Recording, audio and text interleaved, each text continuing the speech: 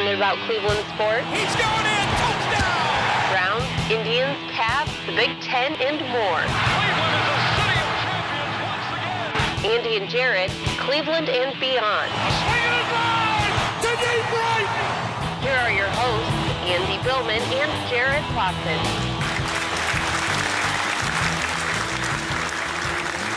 And we are live on Facebook and YouTube. Hello and welcome. Andy and Jarid, Cleveland and Beyond. He's Andy Billman. I'm Jarid Watson, and this podcast is brought to you by Waiting for Next Year. Check them out, original Cleveland sports reporting at waitingfornextyear.com. Hey, your first place Cleveland Indians kicked off the 2020 season, winning their series against Kansas City, which I think that's 9 home series in a row that they have beat the Royals. Starting pitching, shocker. Led the way with I almost said Justin Bieber, Shane Bieber on Friday.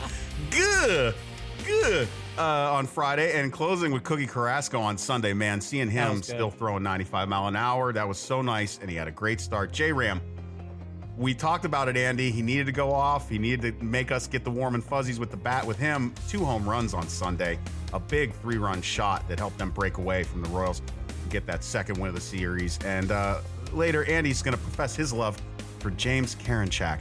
I might be with you on this one, Andy. And get ready. Browns training camp is set to kick off tomorrow with the always exciting testing and strength conditioning. I mean, it's kicking off. But if you're expecting big headlines, it's starting. These first 2 weeks in Browns camp, I would suggest drinking stronger coffee. But I would also say this, take it all with a grain of salt, because the guy who's supposed to be taking care of the safety with the Minnesota Vikings came down with COVID. So that's late breaking. I don't know if you saw that one, Andy. That was scrolling through Twitter. There's something there with that. Sorry to hear that. All that to be said, though, we are going to kick off the Browns 2020 season and look ahead with that. But first, man, I'm going to be pissed off throughout this entire episode over this. I've been pissed off all day over it. We're going to talk about the news here. Monday, July 27th, the Marlins have an outbreak of COVID-19, forcing them to postpone their game against the Orioles today. This is coming off of their series with the Phillies, and the Phillies had to suspend their game against the Yankees tonight. And this is a growing concern throughout Major League Baseball. They will have an emergency meeting coming up. Andy, holy shit! Because this is preventable. This was preventable. Give me the details, please, because I'm livid. Happy Monday, everybody. When I was typing up this rundown today, I was saying, oh my gosh, I'm excited. I really engulfed myself in baseball this weekend. I watched every pitch from the Indians game. What a shocker to everybody out there. I just want to say kudos real quick to the last podcast from Francona. He was wonderful. For people who haven't listened to it, not to brag about ourselves, but I thought that was one of our best shows we've ever done. I would take a peek. I thought he was really, really good. We're going to have him on again. My son and I, Cameron, I have 3 boys. My oldest son does not like baseball, so he sat upstairs doing God knows what on Snapchat. But my other son and I were watching, along with my 6-year-old, watching a lot of the games. And Cameron and I got so into it on Sunday, we were watching Brewers, Cubs. We actually flipped on Padres, Diamondbacks, watched into that game. We watched into the Rays, Jays. So into baseball all weekend. I mean, really, really into it. I was jogging on Saturday afternoon, listening to the people at Miller Park for the Brewers game, and the Miller announcers were funny as a Juker and some other guy. And they're saying, because they have to announce their games from their home parks, they're like, as we bring you this broadcast, that noise you hear is the sprinklers and the grass unit coming on the field to clean up and get ready for next week's game. So there's all this. It was kind of fun in the background, and we are going to get to all the fun, and it was great seeing the Indians. All that to be said, it is what it is. Sometimes you got to live in reality. Sour milk got poured on us today. So the Marlins came out with some. You heard some rumors on Sunday, then it really broke out. Here's the latest of what we know, and pretty much this is all now, not sources. This is confirmed now. So the Marlins found out sometime over the weekend, more than likely some point on Saturday, it looks like. But let's say Saturday night into Sunday morning, they had found out they had 3 players who tested positive. Just 2 days after a fourth player learned of a positive test on Friday. 2 infectious disease specialists told The Athletic. By the way, what I'm about ready to tell you, credit The Athletic and Ken Rosenthal and Jason Stark. They did a wonderful job with this article earlier today on Monday. They said that these positive tests fit the definition of a clear outbreak of the virus within their team. Sources said those tests were not enough for either Major League Baseball or the club itself to give serious consideration. So Don Mattingly basically said, quote, never really considered not playing. Never of our mentality. Now here's bullshit. Bullshit decision already. Number one. I got to interrupt, Right. Andy. Bullshit. Don fucking baseball. Donnie fucking baseball. Bullshit quote. Bullshit. By the Go way, ahead. I'll actually go a step further. Trying to navigate something where it's out of all of our depths. Jared, this isn't in Jared and I's depth. We're not scientists.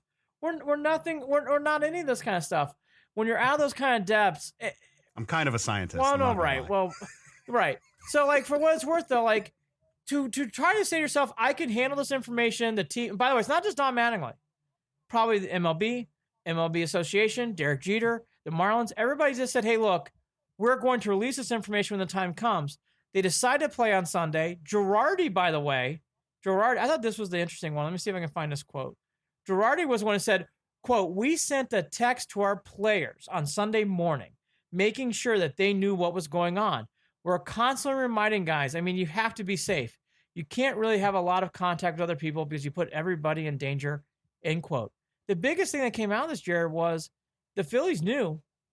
They also decided to go play on, which, by the way, what they basically try to do here is try to play through it because they thought they could. This thing is so much bigger than all of us. This is science. This is a disease. It's hard. And I'm going to let Jared Lawson take the floor, but to sum it up quickly, this was a horrible mistake by MLB Union, Florida Marlins, everybody involved here. And even I put a part of this on the Phillies too. When you find out that something like this happens and you make the decision not to talk about it more and maybe open up to the point of canceling the game on Sunday, now we're here today. Now the Marlins can't play their game tonight at home against the Orioles. They're going to play those games in Baltimore tomorrow. They're going to cancel the game tonight. It sounds like they're going to cancel the game tomorrow too in Philly. They're going to play in the Bronx against the Yankees. Jared, it opens you up. They try to do too many things where they thought they can control it. You can't control this. And my hope is from this, people learn from this and realize, hey, live in reality. You have to cancel games. You have to cancel games. You have to do things. You take precautions so you don't have outbreaks like is what happened here today to the Marlins. How many months are we into this fucking pandemic, Andy? How many months? 5, Yep. 6? There's no excuse. There's no excuse for them to have played that game knowing that they had guys who were testing positive. No excuse. None. Baseball is None. already risking it by not being in a bubble. And that's on the players, that's on the union. Yeah. But at the same time, if you're going to do that, these coaches, these front offices, these teams need to be smarter. But once again, I am going to sit here and say Major League Baseball is a rudderless ship. Yep. A rudderless ship. Manfred is awful and should resign after this year, and I'm done with him. I'm done. The Marlins, Lord knows the Marlins, they don't need to exist and I'd be fine. Any Indians fan will probably tell you that. I cannot believe that they chose, knowing, willingly. On Sunday morning. Both teams knew.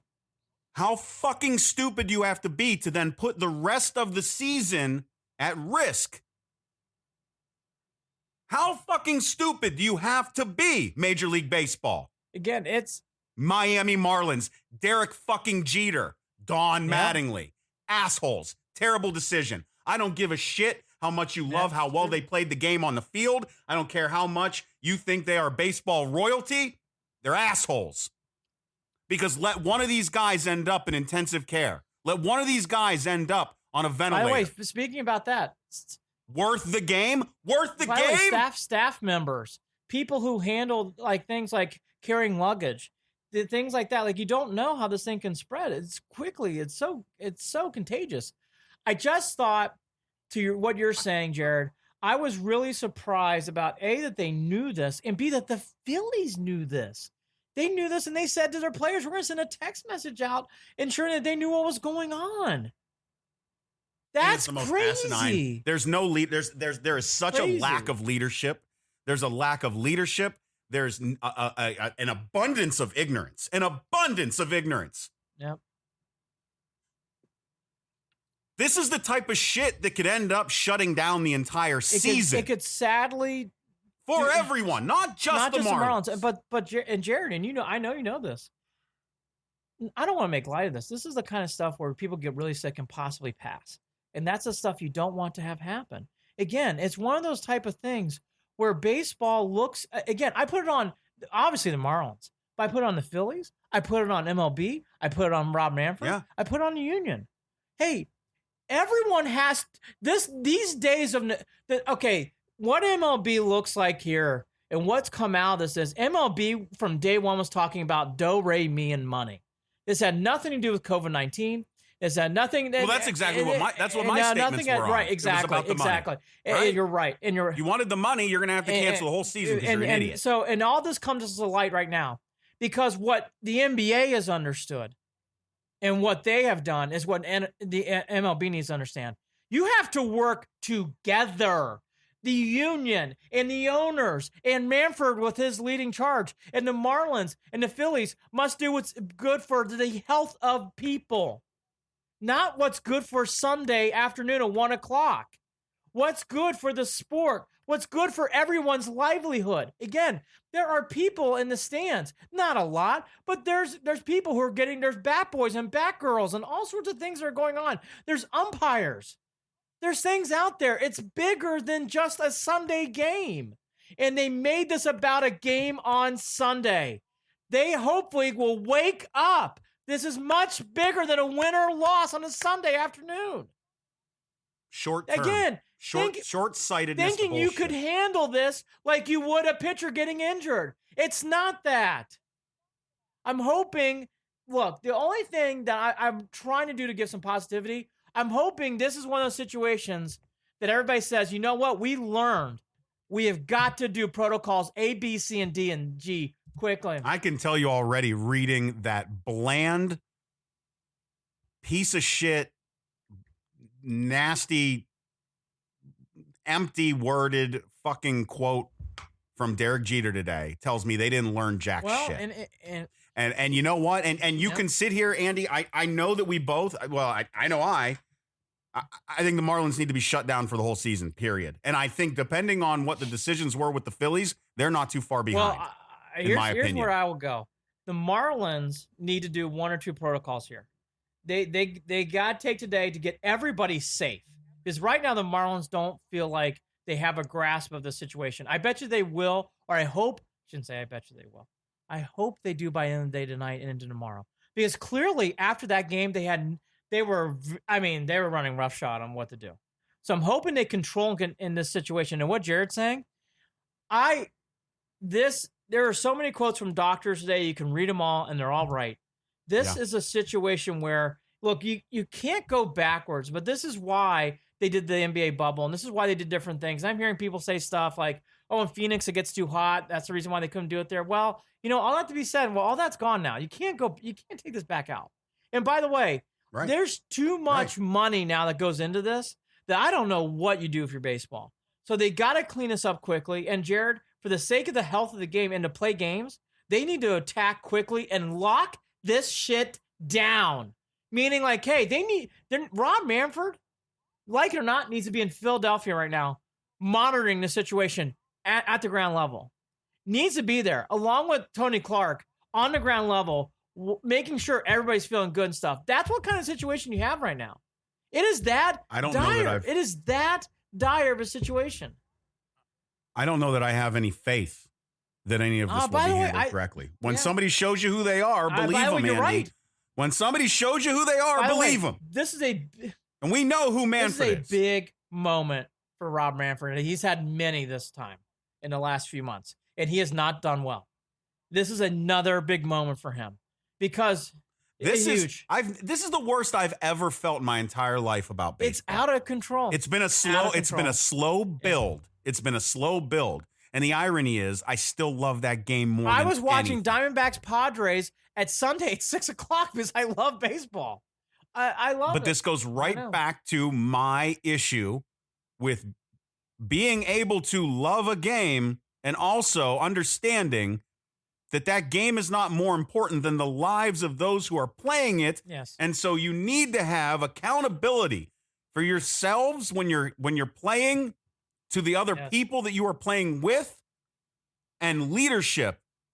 I don't even want to call it that anymore. Management. I swear to God, Andy, I've yet to see anyone step up as a leader within the league, right? I just don't know where. I don't get it. Again, I don't know. I don't know where to look. I don't know where to look for messaging, for the right tone or words or setting. They're not. They're a fucking mess. Major League Baseball is a mess. By the way, it's out of control. For them to bury this story with text messages on Sunday morning between clubs to just say, "Hey, Bryce Harper, put on a mask," because I think some of the Marlins might have a small outbreak here on the team. I mean, if that's a solution to this problem, that's a solution. That's the best we can come up with. With all that you know about this and everything that's been handled, baseball has got to come to grips with what they're dealing with. And again, I will say this, and I'll follow up what Jared says. Manfred, I think this is, I actually think this is, for his job, this is it. If he really wants to stay around and stick around and be there, I think this is actually it for Manfred. I think he's going to have to come through and lead. This is his chance to get this game back on its feet, make him feel good, put people back in the seats. Do I have faith in that? I actually don't know. Manfred's not proven himself to do anything like this.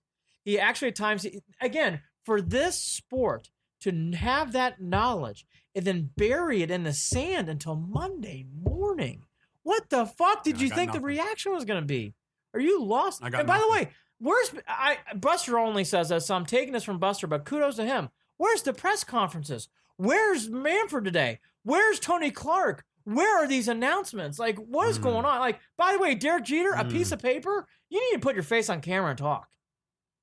Yeah, it was such a piece of shit message. Terrible. And he should. Yeah, well, I've always had a feeling about him too. He's not looked good in this at all. And again, like, I put this on everyone. This goes on everybody. And Girardi too. Hey, maybe we shouldn't play today. Maybe we shouldn't play today.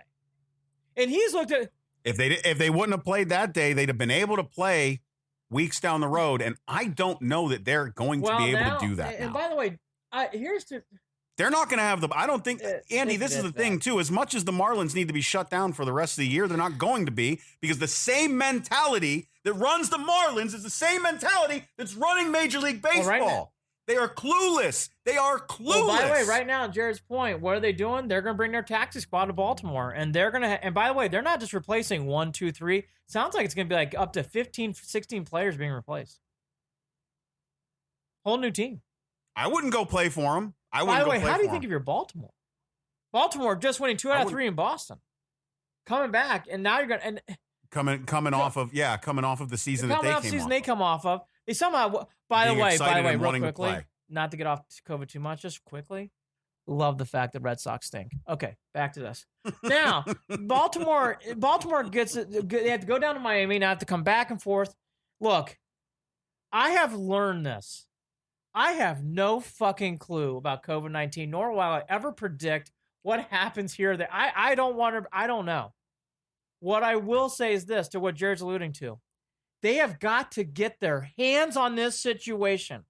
Rob Manfred needs to be in Baltimore tomorrow on the mound saying, "Hey, I've got this. I'm here." And do a big speech about, "Hey, we got this. And we're gonna clean this up."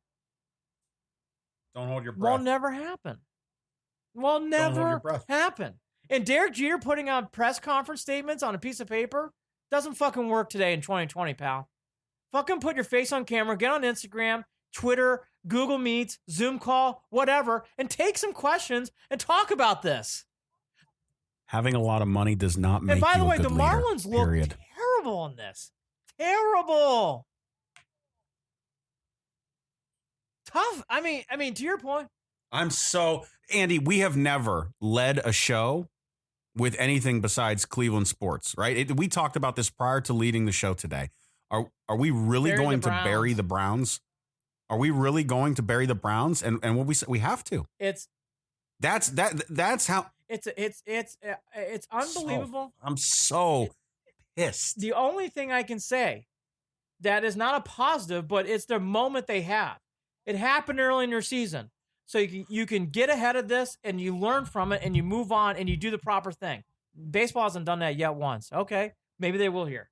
The other thing is Manfred has needed a moment to get his career and his PR strategy in shape. This is his chance. Do I think he's going to do it? Honestly, no, I don't. But this is a chance for him to do it. He doesn't know how. And by the way, Jared doesn't know how, doesn't give you faith.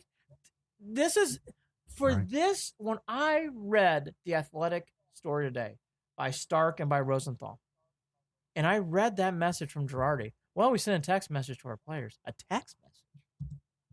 A text message. Whoa. Text message. No one said, fuck, maybe we should shut down this game. It isn't like there's fans coming to the stadium. It isn't like you're canceling. I mean, what are we doing? Don't be bigger than a Sunday game at 1 o'clock. Don't do it. They made that game bigger than the health of the country and the people in the game.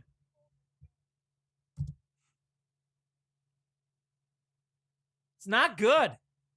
Now, let's see how they react. Let's see how the latest is no game tomorrow in Philly either. They're going to go to the Bronx to play. The Yankees, I give them credit, said no fucking way we want any part of this in Philly.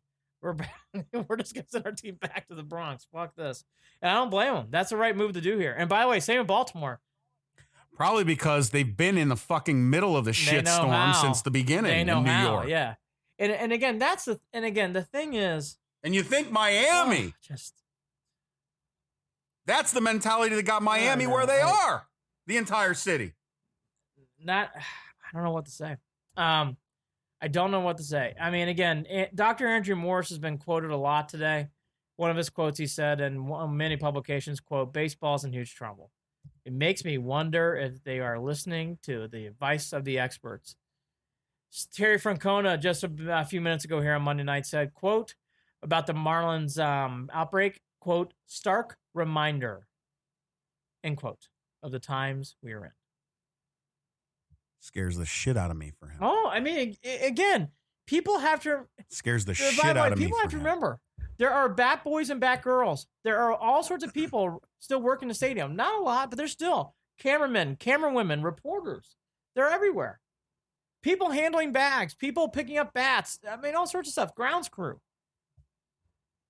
You're all in it together. It can't be a Sunday 1 o'clock game mentality anymore. Can't be. And this is another one. Let me find this other quote from Mattingly, which I thought, well, oh, here it is. We'll go get some fucking seafood and beers after the game. No big deal. Quote, never our mentality. What was Mattingly, never really considered not playing. Never our mentality. Donnie, this is not. What a stupid fucking words. This is not the ninth inning, and you're matching up lefty versus lefty. That is one of the that's one of the dumbest things. Yeah, I mean, comes off. Brr, I'm a real tough guy. Brr, I'm gonna fight this virus, play this baseball game. Brr, Don Mattingly. Brr, I got nothing for this. And Andy. by the way, I got nothing but anger and vitriol, and I want to slap the shit out of them. By the way, I hope that's all I got for it. I hope everybody's okay with the Marlins has gotten this. That is scary. And they have. I feel for all of them. Positive juju. Thoughts and everything to those people. I hope they're okay, and I hope they're doing better today, because it's got to be scary. And by the way, it's got to be scary for Don Mattingly. It's got to be scary for that whole front, and it's got to be scary for everybody who's been on these people traveling with them.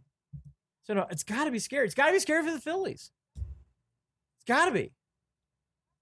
It's something you can't see. It's not something where you get COVID-19 and then a red buzzer goes off above your head. It's got to be scary stuff. I mean, we all know that. I'm not telling you anything that's new, but scary stuff. You just hope these precautions this event will give a stark reminder what's going on. I know it did to me today, and I didn't really need it. So I haven't been doing much anyway since this pandemic year. But it reminded me again. It's like this is how quick it can turn around and go in the opposite direction. Even in a place where I live in Connecticut, that's doing much better. It can go quickly. And I think that we need to put that reminder out there. Again, this is not a situation where we want them to be able to play. We want them to be smart about it, though. This is the whole argument that I've been having throughout the past however many months. Keep the stores open, but to do that, you got to be fucking smart. Keep everything open. You got to be smart. You got to do the right thing. You got to wear the mask. You got to keep your social distance. Yeah. I'm not going to have those fucking arguments with people that don't believe in it. I'm not going to do it, Andy. I'm sorry, but you're fucking wrong 120%. I'm done with it. I hope I'm going to stay the fuck away from you, and that's how it's going to be. But I still go golf because I'm outside. And all my buddies, we got our carts. We stay away from each other. You know? You can still have an enjoyable summer being with your family and socially distancing from your friends and being outside. That is what we have learned can keep you safe. Do the right things. These guys didn't do the right thing. And especially when you know you're in a group, when you're around a bunch of people, you're all responsible for one another. Everyone is depending on you to do the right thing. Every one of you needs to do the right thing for the other person on your left and your right. Clowns to the left of me, jokers to my right. Here I am, stuck in the middle with you. Prayers and thoughts to prayers and thoughts and positive juju to the Marlins. I hope that they're okay. I hope that everybody feels better who's gotten this. It's got to be scary, and I hope it's contained. I don't want to hear any more. I don't want to hear any more about how there's another outbreak. That stuff is scary, and I hope all those people are okay. A lot to be said. Strange way to start off your Monday after a great weekend of baseball. Great weekend. I thought it was a great weekend of baseball, especially when you're an Indians fan. All right. Cleveland Indians. Let's try to take this on the field if we can. So the Tribe did win 2 out of 3 this weekend. And we'll begin and end with probably Bieber and Carrasco. We'll do Carrasco first, as that's what happened latest on Sunday. Great to see. We all know his story. Tribe with a blowout win. It's all about Carrasco. Quote, my emotion was good, really strong today. My last start was May 30th, so I wait for this moment. I feel really good, keeping my emotions down, just thinking about how I'm going to pitch. Even just getting here to the park this morning, end quote from Carrasco. It was great to see. You could tell that this whole game was set up by the first inning. He looked great coming in, and then the Indians, who the night before, which we'll get into briefly, looked terrible on Saturday. Really, the inning unraveled with Mejia error. And then Lindor, even though Lindor struck out, Lindor had a good at-bat, fouling off good pitches. He struck out, but what happened, it looks like it exhausted Bolanos for the Royals. Santana walks, Reyes strokes a single. You could tell after the Reyes single, Jared, everyone took a breath. And then Santana, who was first pitch singing, Domingo Santana, roped a single, and then, away we go from there. Well, I will say that you brought up Frankie, and that was one of the worries I think that we had throughout the weekend, but it looked like towards the very end of it, he figured it out a little bit. Getting there. He was swinging. He was swinging at some shit. He was swinging at bad pitches throughout the series. I'm not too worried about that. J-Ram absolutely has come through right off the beginning of the season to make me feel better. Santana, of course. I'm high on Santana. I wish he was a little faster. There was a time where he was rounding third, and I wish he would have been able to score. A younger, thinner something. Carlos Santana would have. It's Carlos, right? Yeah, I was gonna say Carlos, right? Yeah, we got 2 Santanas now. It gets a little tricky. Well, Carlos, I'm talking about Carlos Santana. Yeah, I knew you were. There was, Fremel Reyes hit a bomb that was a foul ball. Unfortunately, the team looks good. Now, we do have an area that is, like we knew would be, a concern, and it's that bullpen. But I will also say this, that it's still very early. But that second game in that series was one that pissed me off because it just felt like they were dead. They were floundering. And they didn't have a strategy for the man on second. Whereas the Royals had a strategy for their man on second in extra innings. This team. And they had an opportunity in the ninth, and Perez blew it. Perez blew it. Mercado blew it. Mercado had a chance to win the game on a sac fly. Couldn't do it. Perez struck out in the ninth, and then it carried over. J-Ram was great on Sunday. J-Ram struck out in a big spot.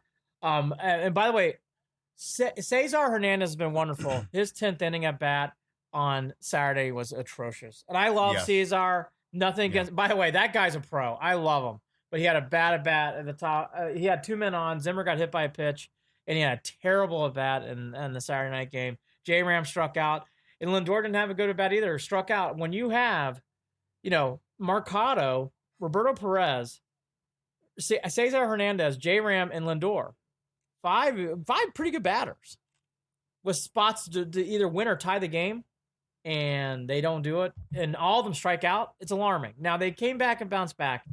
Lindor right now is off. Even though he got a single in that game, or was it a double? I think it was a double yesterday. He had a bad base running error going from second to third and got tagged out. He had a great defensive play on Saturday, though. So Lindor's going to be fine. I'm not going to harp too much on that.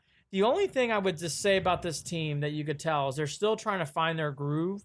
I agree with what texting was on the weekend, trying to settle into the season a little bit. The only problem is it's not 162, it's 60. And that's the biggest difference here. There's just not a lot of time. The one other thing Domingo Santana, by the way, that guy swings at the first pitch. If Domingo Santana's up, you better get your ass to the TV because he's going to swing at the first pitch. I like that guy. He's very aggressive. Reyes looks okay. Carlos Santana is still in preseason mode. He looked that way. Cesar Hernandez is a real deal. Love that guy. That guy is a legit leadoff hitter. Get ready, get excited about him. The bats are somewhat getting there. They got a much-needed mulligan from the Royals who had a bullpen game on Sunday. That's exactly what they needed. And look, it's back to basics.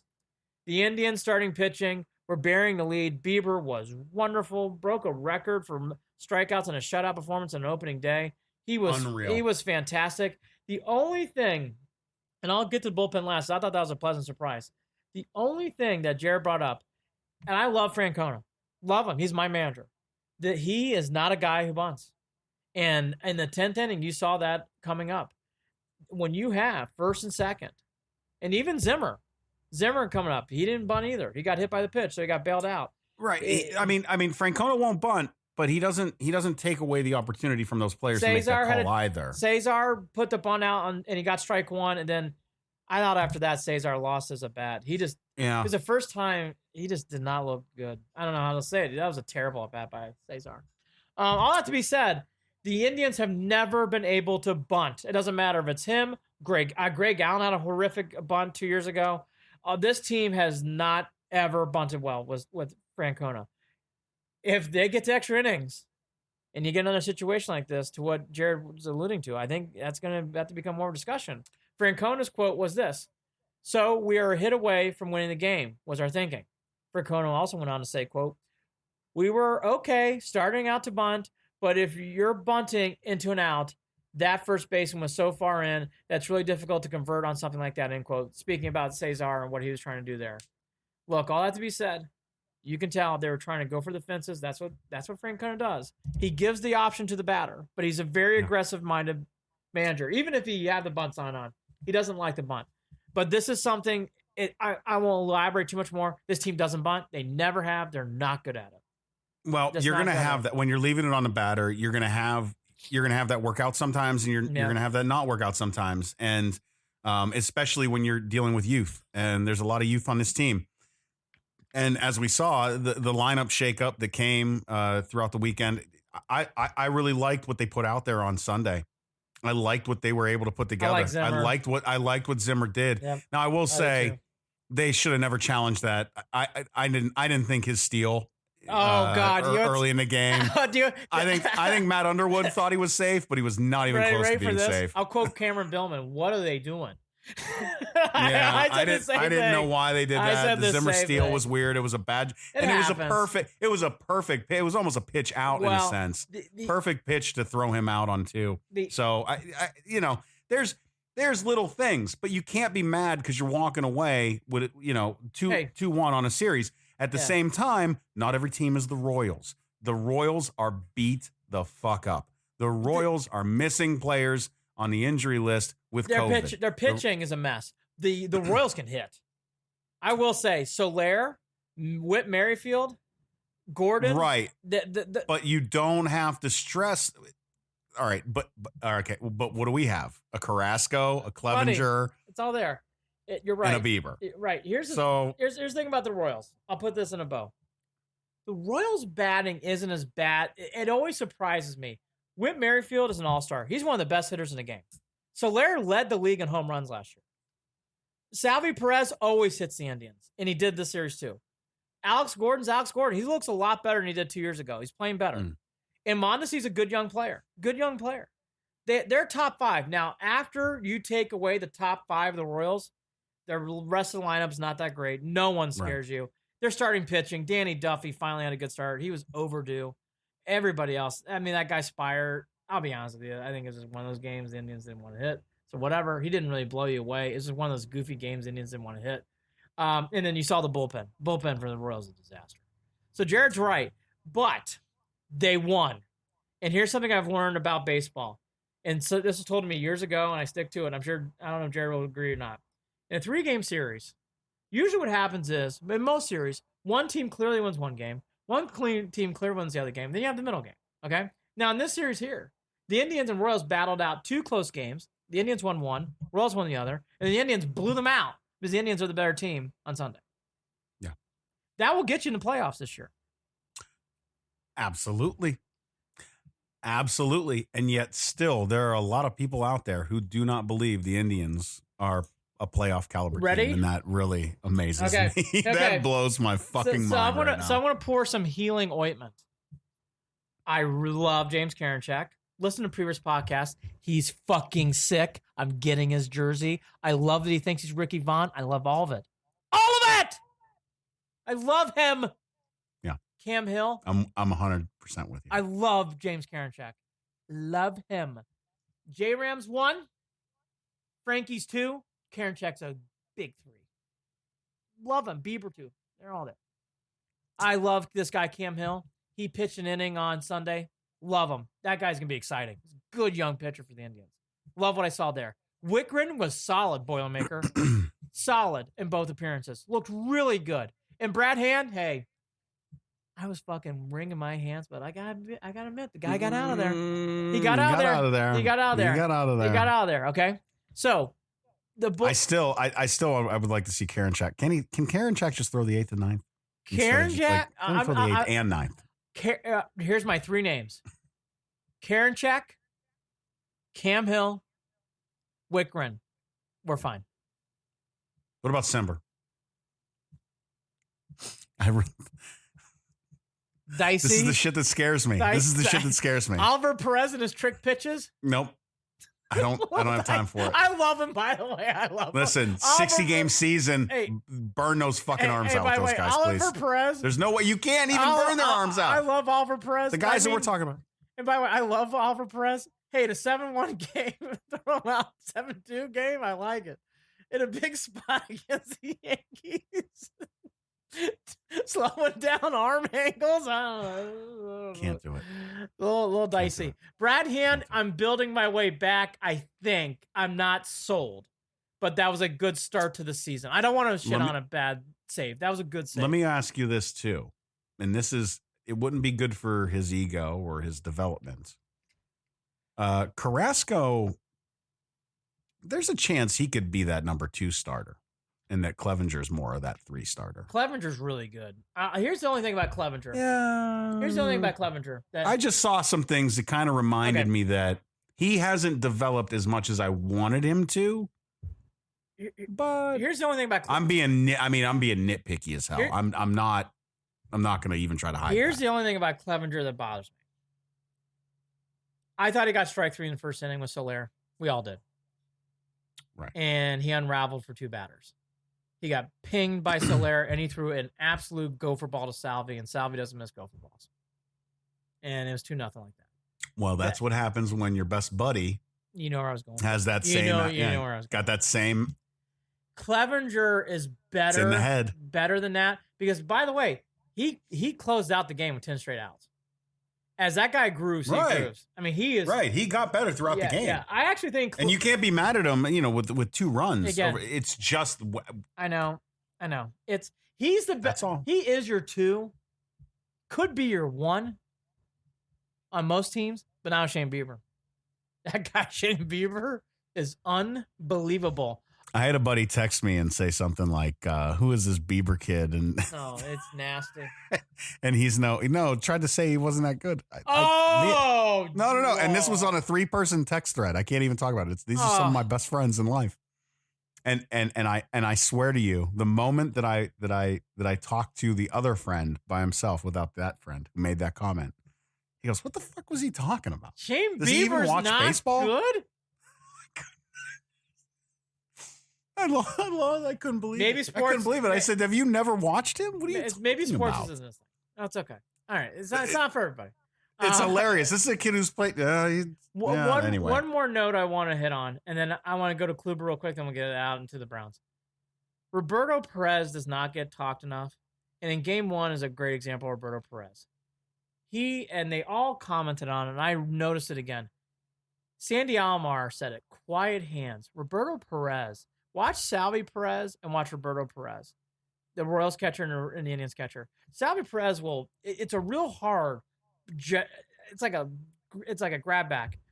With Perez, I can't even do it. He's so good. It's like he's bringing pitches back, and it's so sleight of hand. He has such a quiet hand in the game. He had a big at bat in the 5th inning to score the second run of the game. Roberto Perez is a very good player. I know he struck out on Saturday, and that stunk. Oh, I'm not mad. Golden Glove, and he had his throw out. He threw a guy out second too. With a bead, so I'm not worried about him at all either. For how much I love Yan Gomes, I actually think Roberto Perez is better. He is such a good catcher. Well, can we also say the Leon kid did well on Sunday too? Good backup catcher. Great backup catcher. He is a backup, but he's a great better than Pilecki. And I love Pilecki. He's a Boilermaker, but Leon's better. No, he's better, and he looks comfortable in the box too. Yes. I don't know how well he's going to hit, but I don't have a problem with him. I just want to give props to Roberto Perez. He is a good catcher. It does not get enough props. And on Friday, Bieber was the show. The guy who was the backstage hand was Roberto Perez. He did a great job calling that game, defensive presence. The quiet hands, as Sandy Alomar says, and he had a big at bat in that game to score a run. Anyways, we don't want to say you told your shows. We don't want to see people get hurt like Corey Kluber. But Corey Kluber did suffer a torn muscle in his shoulder in his Rangers debut. He's going to be shut down for 4 weeks, which in this season. It was in the first inning too, wasn't it? Yeah. Look, I hope Kluber's okay. He's a good man, a good dude, and I'm rooting for him. I am rooting for him hard. This points to the things, though, what Jared and I alluded to. That's why that trade made sense. Kluber's not pitched in 2 years, folks. And I hope he's okay. And I want him to get back out there and pitch well, but I got to be honest, Jared. Well, he's not the only Cy Young Award winner to go out there and get hurt. Verlander, although he was disputing it on Twitter, saying that he's out for the season, he's got his own issues, too, with an injury. This is the thing. These guys are great when they're able to throw. Yeah.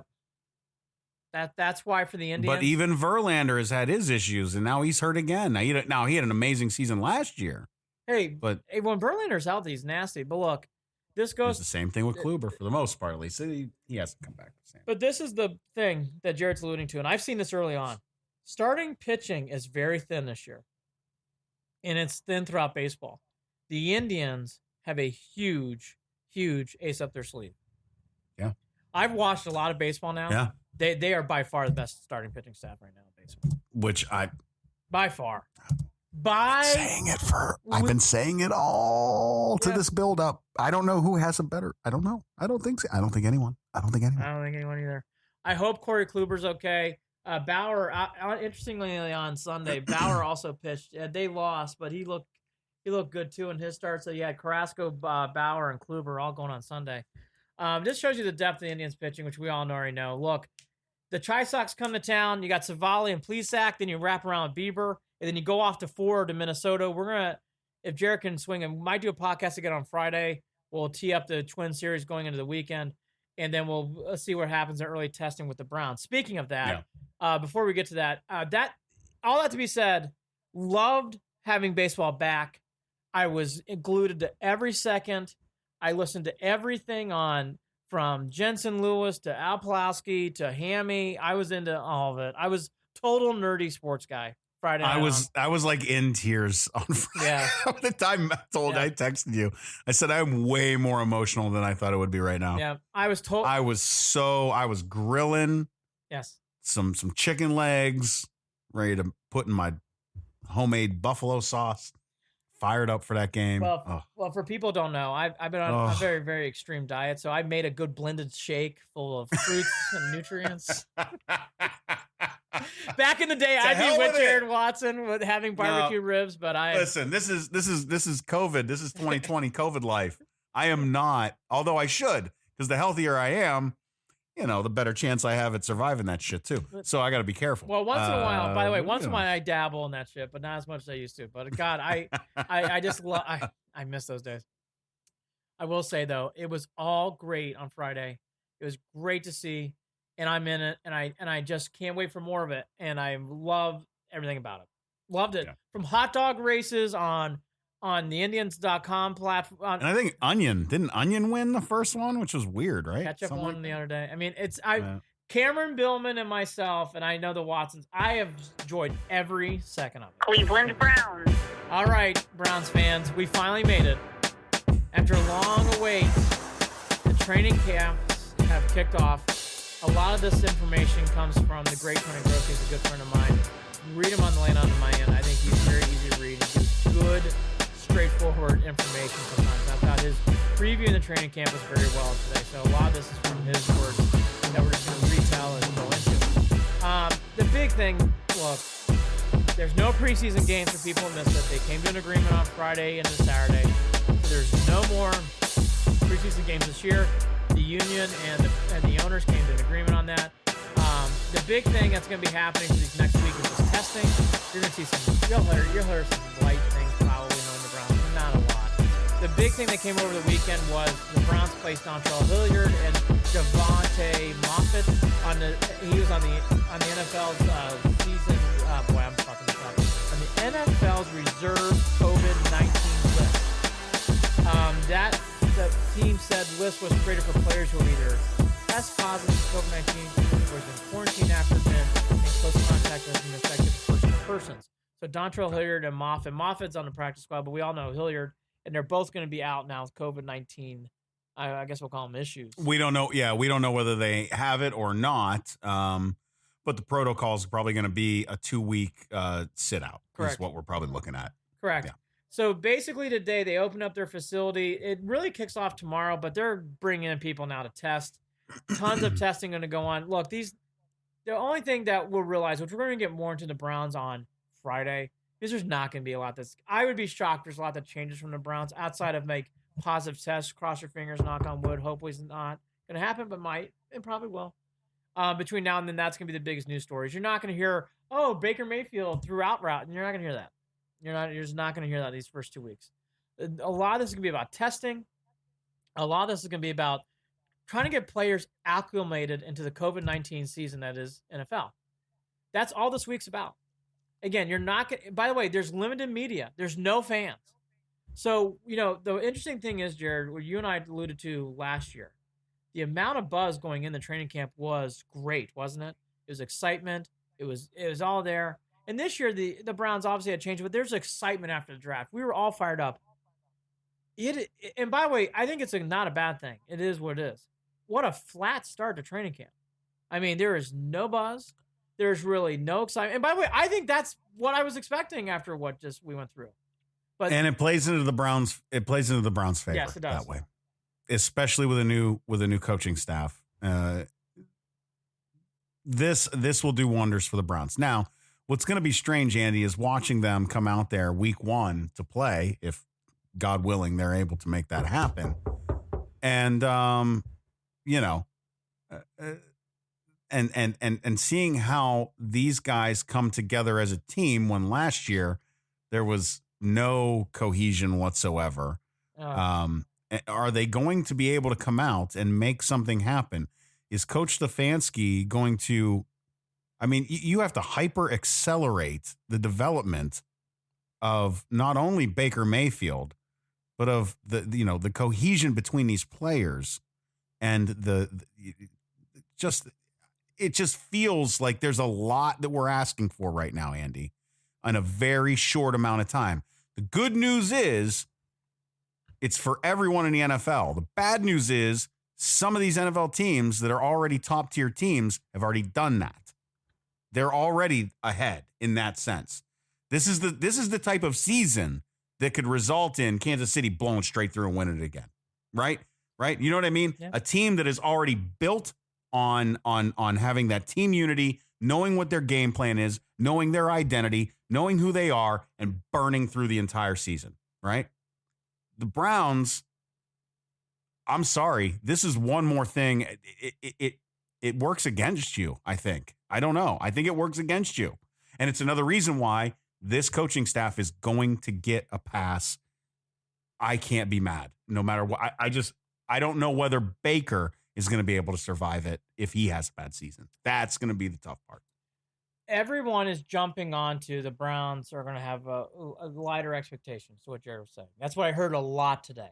Because the doors are opening back up, articles are being written, and everybody's saying, well, and by the way, it's very understandable to what Jared just said. I mean, you have a rookie coach, a rookie staff, a rookie offensive coordinator, a rookie defensive coordinator. I mean, everybody in these positions here are very brand new.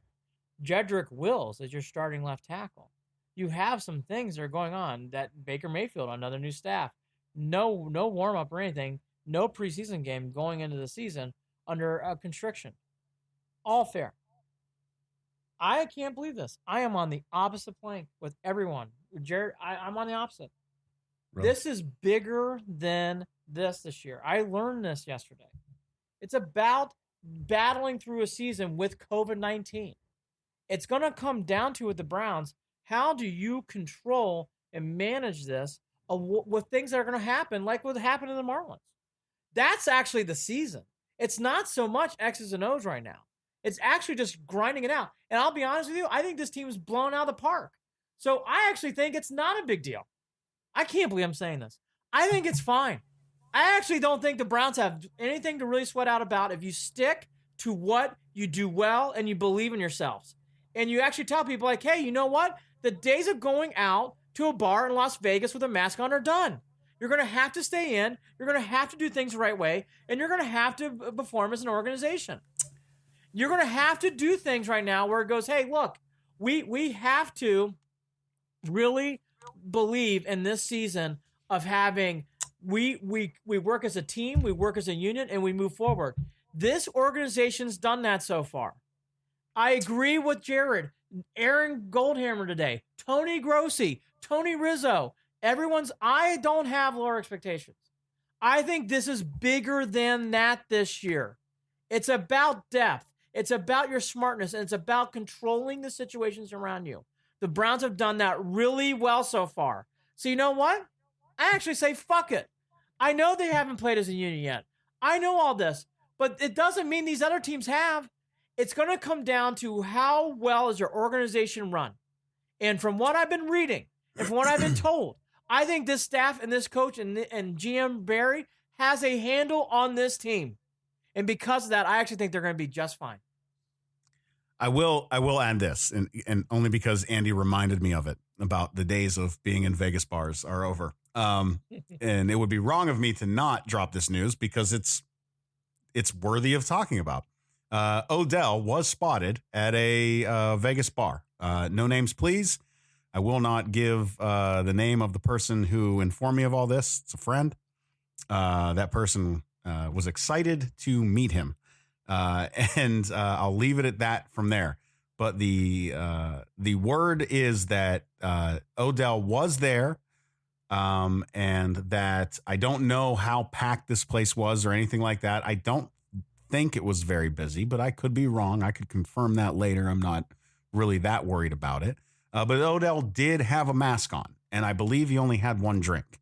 And by the way, you're allowed to do that. He didn't stay long, no. And he was wearing his mask. By the way, so there was no, but Odell is at the bar in Vegas. He is there. That is happening. By the way, Odell, I'm not trying to call you out. I'm not trying to say anything negative about you, but this is information that I should divulge. I should not hold on to this information. So I'm putting it out there. Before training camp, I'm good with all that stuff. That's when you're supposed to be. He's got to get tested when he goes in anyway. Right, it's all fine. But now that the training camp has started, I think it has to go away to be successful. And I'm not saying it's right. I'm not saying it's fair. I'm not saying it's the cool thing to do. I'm just saying it's the only thing I think you got to do to win games this year. So I think that's great. Beckham did that stuff. In fact, I applaud him. You need to be doing that up until July 28th on Tuesday. Right. And wearing your mask. And by the way, he did it appropriately. He had a great time. And by the way, we've all had our moments. That's cool. But it wasn't a money phone cocaine night, so we're good. He wasn't. Look. Wasn't that? Look. So like This isn't before Sunday morning playing Baltimore with Stefanski texting Harbaugh, "Hey, I think we might have." It's none of that. Okay. He's not like, nobody's banging a Microsoft Edge pad on their head. But the big thing that I keep hearing today from people is lowering your expectations because there's no preseason games. I don't think that matters in 2020. It's much bigger than that. It's about how you handle situations around you. It's actually bigger than the game. Ask the Marlins. It's bigger than the game. It's about working and coming together as one. That's what this season is about. Well, I think that was my point, Andy, is that some of these teams have that advantage over the Cleveland Browns. The Cleveland Browns did not know how to come together as a team last season. All fair. Again, I'm not. See, here's the thing. I understand what you're coming from. I just don't agree with it. But I think, I see the galaxy you're in. And by the way, again, I'm on my island here. But I just believe in my heart. I'm saying anything's possible. It's the NFL. We fucking know that. There's going to be some parity in there. And part of that parity might be the Browns might be fucking badass. Browns might be 12-4. Who the fuck? Who knows? I love Myles Garrett. I believe in him. I believe in number 80 player in the NFL. The top 100. Hey, you got to say it. By the way, absolutely. Clearly a Steelers fan put that list together. Okay. I love Myles Garrett. I'm a big believer in Landry and Chubb. I love these guys. I think these are good leaders. Six is a leader. I think he looks and is acting very different this year. I think this is the right pool of people to do this. Now they have to prove it. And again, I'm not naive. If they fall flat in their face, I'm not going to be shocked or do a Ringer article to quote stupid things. But what I will do is this. I believe in this team. I believe in this. And I actually think this is on the right path to be successful. Will's not playing in a preseason game? Yeah, he's a left tackle. Yes. A new offense with Baker Mayfield? Yes. A new defense with a player who didn't play the last 6 games and Myles Garrett would like to see some of that? Absolutely, yes. Jared's right.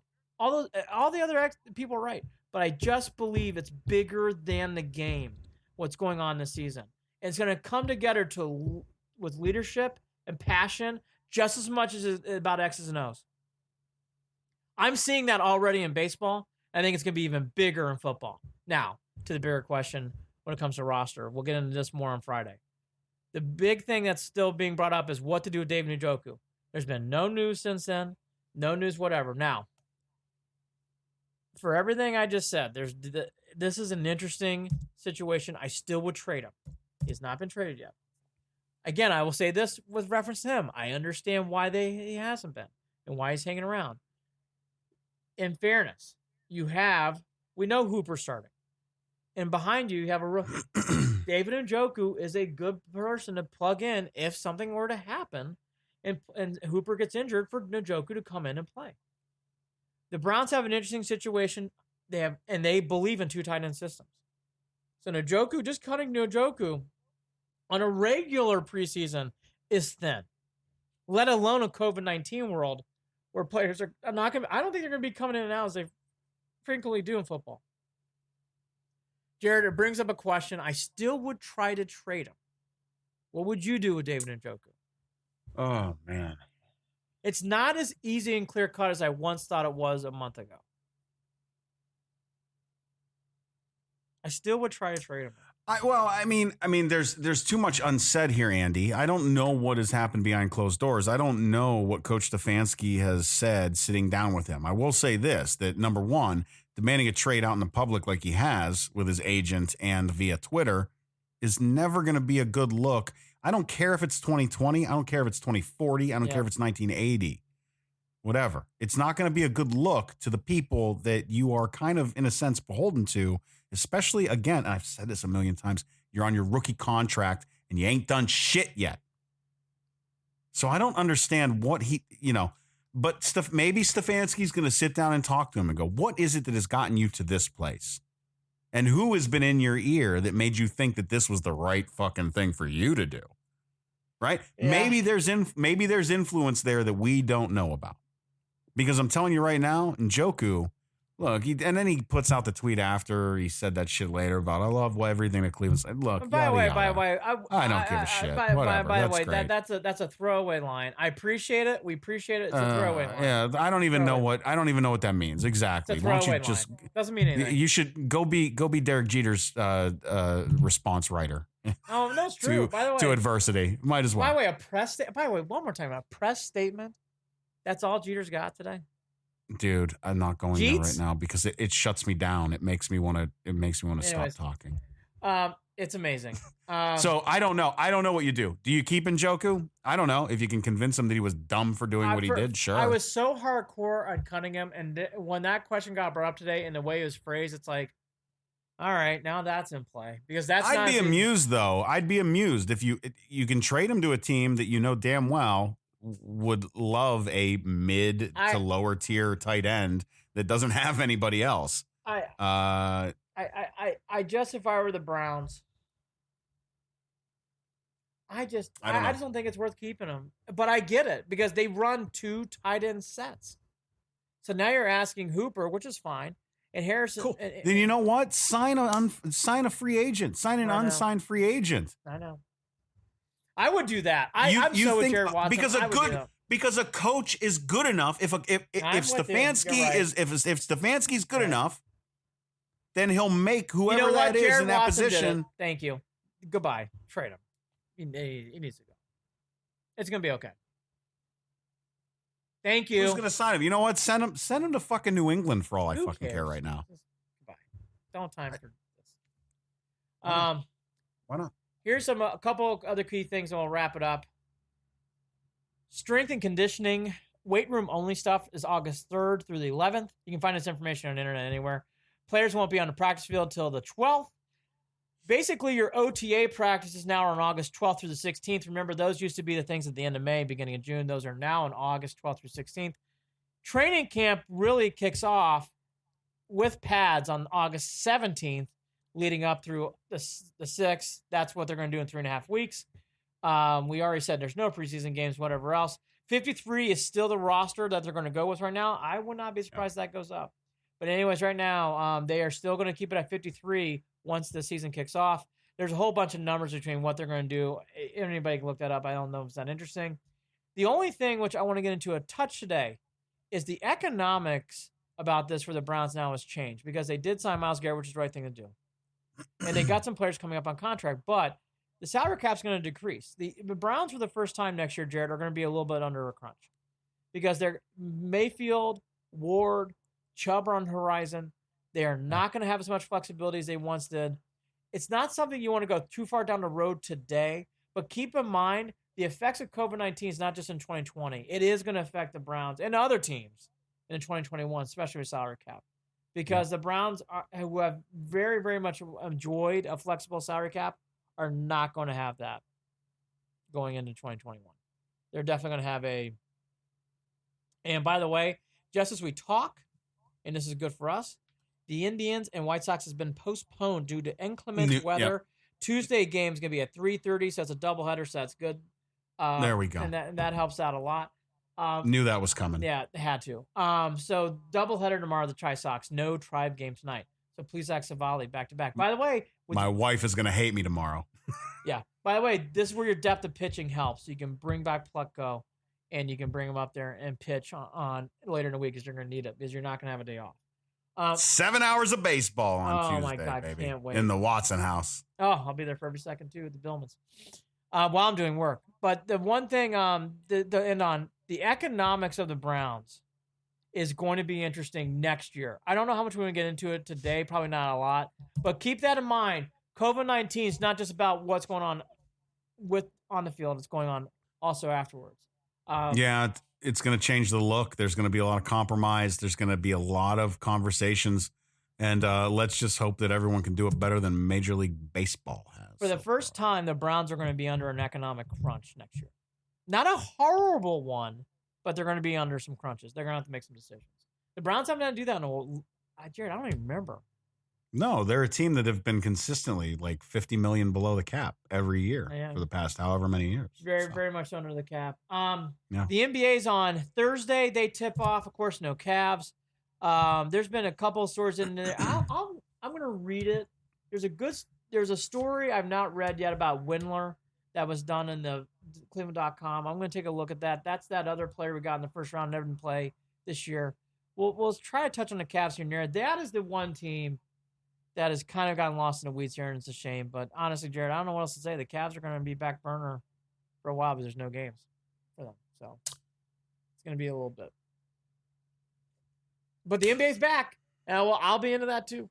The NBA's back on Thursday. Yeah, I don't know. I don't know if I'm going to jump into it. Maybe I will. I know that sounds awful, but it's not awful. I don't know how much I care right now. I'm so sucked into baseball as much as they piss me off. I am so into baseball. I'm watching Jays and Rays on Sunday. Yeah, that takes a lot. I was there. That's love. I was there. Love. I was there for the But isn't that just a signal? There you go. Major League Baseball. If you just gave a little bit of a shit to get your shit together, if you just tried a little bit, imagine the enthusiasm you would have. They had a wonderful weekend, I thought. And then Monday morning happened. I was pacing through the living room. I had to walk outside. I walked back inside. I was so mad. Anyway. Not a good. That's what happens when you. There you go. Yankees royalty all over the place, handling that shitty situation. Dark. Yeah. It was a dark Monday, but again, you just hope. So always try to put a positive spin on everything. That's how I think. You just hope this is the moment the league can grasp and figure out they don't have their hands around this mentally or as an organization. You can't think as MLB union here, MLB here, MLB owners here, Manfred here. No. It's a together process. You have to work as one unit. Cool, not holding my breath. Again, I'm with by the way, I'm with Jared. You don't have the right leadership. By the way, you don't have the right people in leadership positions, rather. That what does reality tell you? You just don't. Is that going to happen? No. Follow us on Twitter at CLE and Beyond, at CLE and Beyond, on Facebook, facebook.com/Cleveland and Beyond, facebook.com/Cleveland and Beyond, and shoot us an email if Andy's phone's on. Got his volume up. Whatever. There's worse thing. There it is. Still loud. Facebook.com/Cleveland and Beyond. Hey, shoot us an email, Andy and Jarid at gmail.com. Andy and Jarid, JARID at gmail.com. We're going to be changing some things around here too. I figured I should throw this in there. The show, the branding, the name, the look, a lot of it's going to be changing over the next couple of weeks, maybe a month, depending on how long it takes me to do some things. But the show Cleveland and Beyond will, for the most part, be recognizable, and it won't change so much that you won't be able to find us or anything like that. Cleveland and Beyond will be the staple. We think we're going to, put our names to the back, cut that off, whatever, just make it easier. There's some just technical bullshit that we're going to try to do. Yeah. Tinkering around. We're tinkering around. We're seeing what works. I'm going to start posting on it. We have 0 followers, 0 following, but we're excited. TikTok at Cleveland and Beyond. And also, I'm going to get on TikTok, and it's at BelieveLand. So at Cleveland and Beyond, at BelieveLand on TikTok. Yeah. I guess I'll do some ticks or some talks. That'll be exciting. Can't wait. And all that to be soon is true. And then Kaylee Waterhouse, you'll hear that name more and more. She's helping us out, doing a great job. She's going to rebrand Facebook and websites and all sorts of stuff. It's all good. It's all exciting. Yeah, I just got an email. I didn't know it was from her. She still got her .edu email. Yeah, sending some stuff out. We're going to have her come on and kind of introduce herself at one point too. So we'll be working on that down the road. Anyway, Andy, any last thoughts? Because I'm just so spent on this baseball thing. Great. I'm so how fitting that the Indians are rained out tonight. Needed. They always have rainouts on days where I need my breath, and I got it tonight. It's so true. The Indians are great at a good rainout. Obviously, they control the weather. Except for 2016, one terrible rainout. Oh my God! Right. By the way, okay, a couple more things. Now you triggered my thoughts. Brian Shaw throwing fastballs at the Astros, by the way, on purpose. That was interesting. I mean, I shouldn't say on purpose. I shouldn't say on purpose, but it was. It looked intentional. And then don't care. All that to be said, this has been, for what Jared said. Enjoyed watching the Indians. We'll be all over it this year. Exciting about the testing week for the Browns, even though it's just testing. Don't lose hope on the Browns 2020 season. I'm telling you. I've never predicted anything wrong in a publication ever. Believe in what I say. Believe in what I say. And then we will find out. Jared and I will be back on Friday. I guarantee you on Friday we'll probably have a better idea about college football.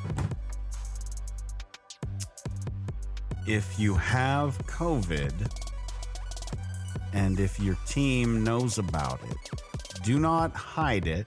Do not act like everything will be okay. Do not play the fucking game. Do not risk the entire season. He's Andy Billman. I'm a very disappointed Jared Watson. We're brought to you by Waiting for Next Year. Check them out, original Cleveland sports reporting at waitingfornextyear.com. Andy and Jarid, Cleveland and beyond. Fucking Marlins. Talk later. And Marlins man too. Oh, God. Marlins. See, that's too late in the show. Yeah, Marlins man. Wonderful. Wonderful. See ya.